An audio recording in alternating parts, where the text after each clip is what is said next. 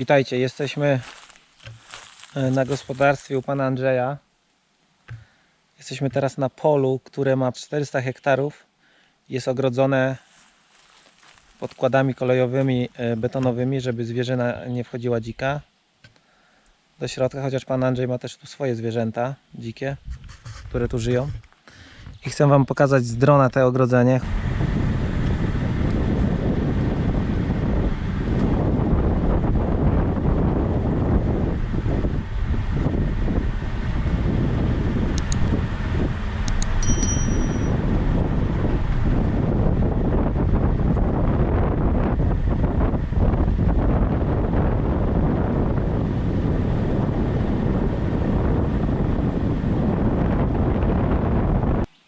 Spróbuję, co się da zrobić, ale pokażę wam jak największy lot dronem, jaki będę mógł. Mam quada, ale nie będę go chyba tutaj używał. Już lepiej by było przejść to ogrodzenie na pieszo z kamerą na głowie. Chyba to zrobię gdzieś za tydzień. A na razie dzisiaj pokażę wam te pierwsze pole. Jest jeszcze jedno pole i jeszcze jedno. Na te następne pole to zrobimy osobny odcinek. Przyjadę jak facelia ładnie zakwitnie na niebiesko, bo już prawie zaczyna kwitnąć. Pan Andrzej ma 67 tysięcy podkładów tutaj na tym ogrodzeniu. Tu jeszcze ma zapasowe.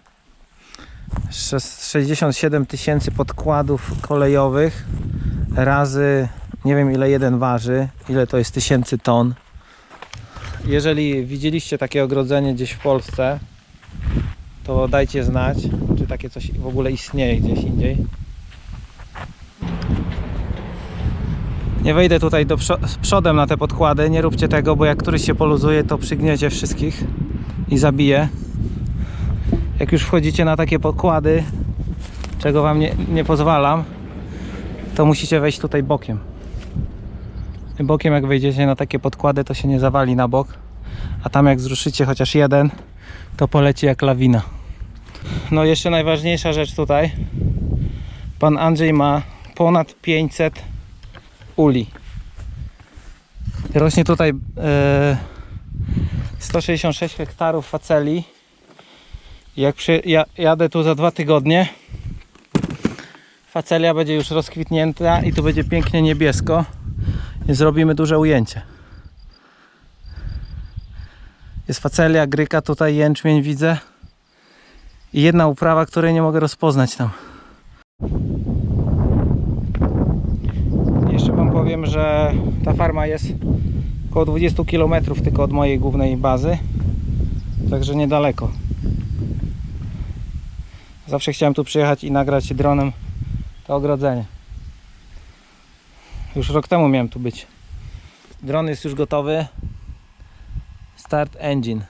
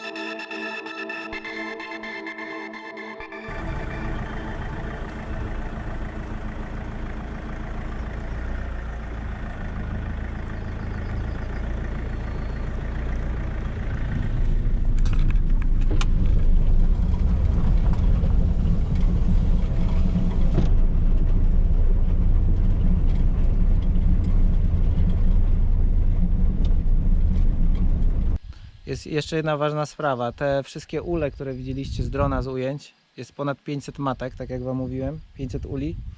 I pan Andrzej szuka dobrego pracownika lub nawet 3 na sezon do pracy przy tych pszczołach, przy miodzie, przy tym całej technologii.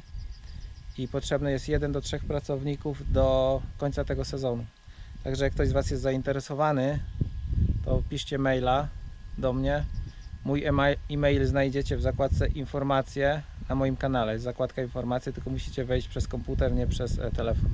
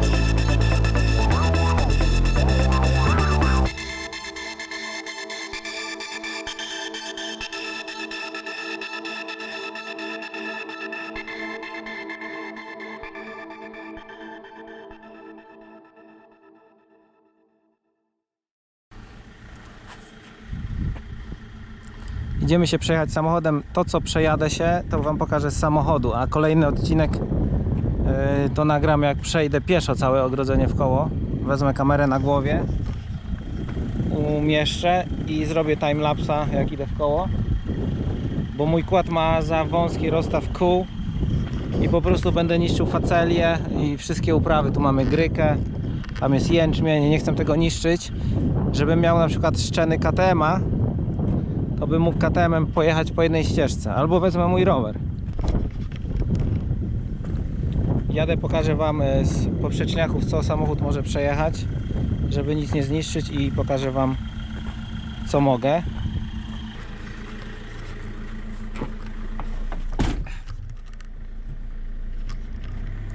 Jedziemy.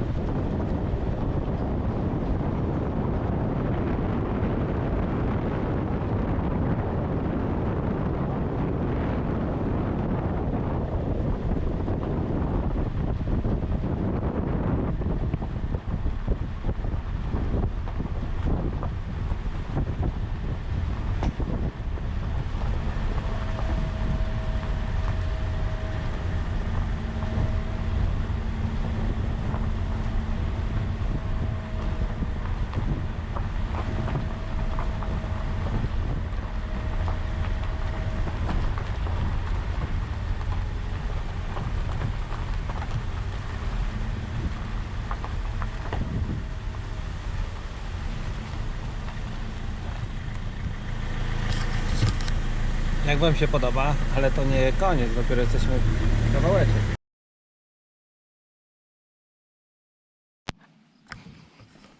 Także pamiętajcie, nie wolno wam się wspinać na takie coś. Jak leżą też duże bele drewna, to nigdy się nie wspinajcie od czoła. Zawsze bokiem. Bo bokiem to się nigdy nie zawali na bok. A z przodu jak lawina ruszy, to już się nie uratujecie. Oczywiście nie możecie tutaj wchodzić. To, że ja wchodzę tutaj, to nie znaczy, że wolno. Po prostu wam pokazuję, żebyście tego nie robili w domu. Jeden będzie tylko lekko wisiał, wiecie, taki aby i dotkniecie go nogą, zruszycie lawinę. O, widzicie? Patrzcie, takie coś. Jak takie coś będzie tam przy czole, przy wejściu leżało, to lawina ruszy i nie ma szans już. No chance. No chances. 67 000 podkładów kolejowych. O, ten jest niebezpieczny, ale jest na górze, także tutaj nie ma żadnego danger.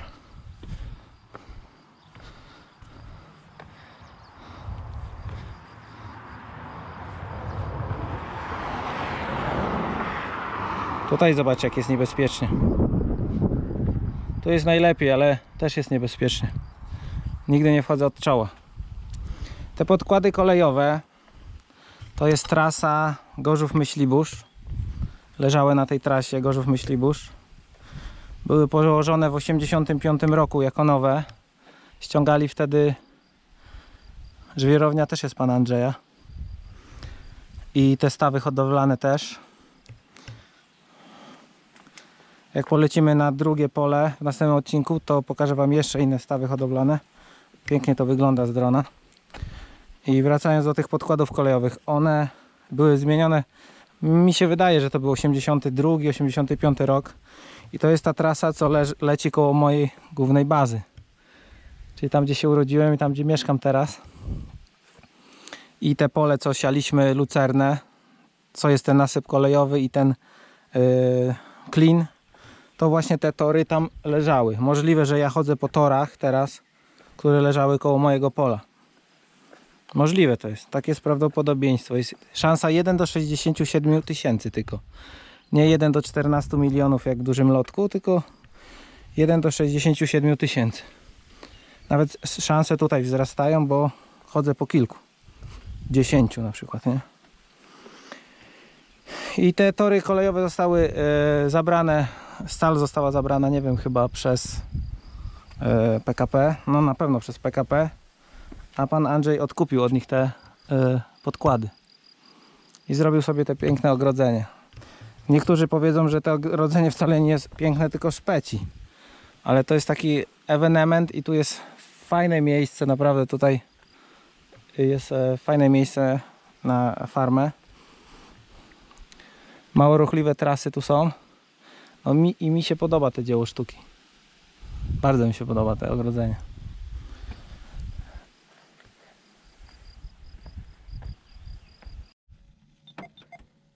Ale poszły. 3 duże i 2 małe.